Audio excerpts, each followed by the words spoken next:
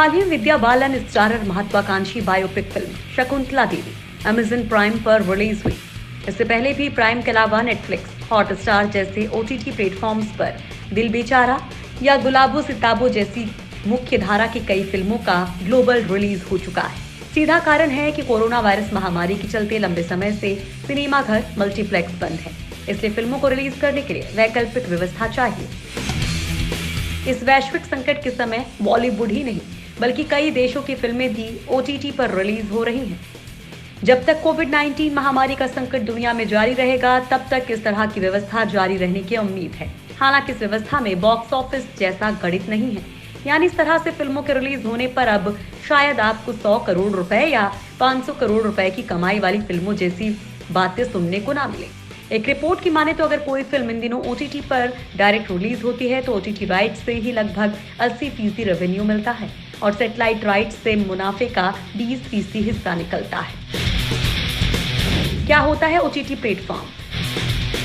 वास्तव में ओटीटी शब्द ओवर द टॉप का शॉर्ट फॉर्म है। जब इंटरनेट पर टीवी का कंटेंट देखने की सुविधा मिली, यानी जब केबल बॉक्स से छुटकारा मिला और आप अपने हाथ में एक स्मार्टफोन पर टीवी के तमाम कार्यक्रम देख पाए, तब इस प्लेटफॉर्म को ओटीटी कहा गया। भारत में ओटीटी प्लेटफॉर्म्स पर टीवी के साथ ही वेब सीरीज, हास्य कार्यक्रम और फिल्मों की स्ट्रीमिंग काफी लोकप्रिय है। ओटीटी से फिल्में कैसे करती हैं कमाई? ओटीटी प्लेटफॉर्म्स पर फिल्मों की कमाई का गणित सीधा होता है। रिलीज या स्ट्रीमिंग के लिए ओटीटी को फिल्मों के अधिकार खरीदने होते हैं। अधिकारों के लिए निर्माता को एक रकम मिलती है। ये डील एक ही फिल्म की अलग अलग भाषाओं के वर्जनों के लिए अलग अलग होती है, यानी हर वर्जन के राइटर्स की डील अलग से होती है। दूसरी ओर कुछ फिल्मों का निर्माण ओटीटी प्लेटफॉर्म करवाते हैं, यानी खासतौर पर किसी फिल्म के लिए ओटीटी प्लेटफॉर्म कोई डील करता है। जैसे एचबीओ एक ओटीटी प्लेटफॉर्म है जो खासतौर पर फिल्में अपने प्लेटफॉर्म के लिए बनवाने के बिजनेस में है।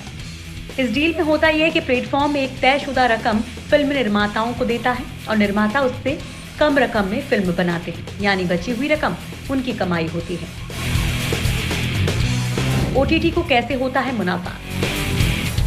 अगर फिल्म निर्माताओं को इस तरह मुनाफा हो रहा है, यानी ओटीटी प्लेटफॉर्म्स उन्हें रकम दे रहे हैं, तो इन प्लेटफॉर्म्स को किसी तरह से मुनाफा होता है।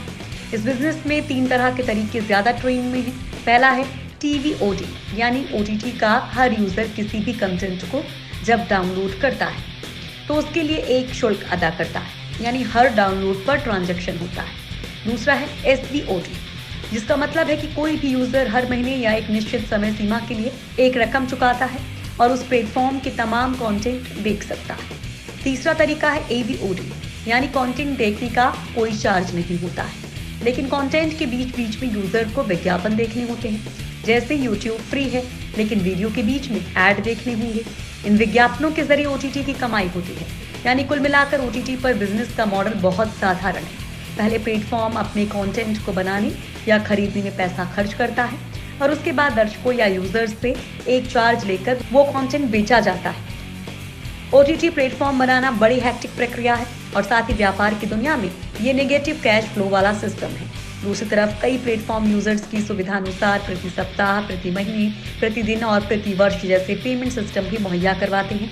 हालांकि ओटीटी सिनेमाघरों के विकल्प के तौर पर एक प्लेटफॉर्म जरूर है और इसके अपने फायदे और नुकसान हैं, लेकिन अब भी न केवल फिल्मकारों बल्कि दर्शकों को भी सिनेमाघरों के खुलने का इंतजार है।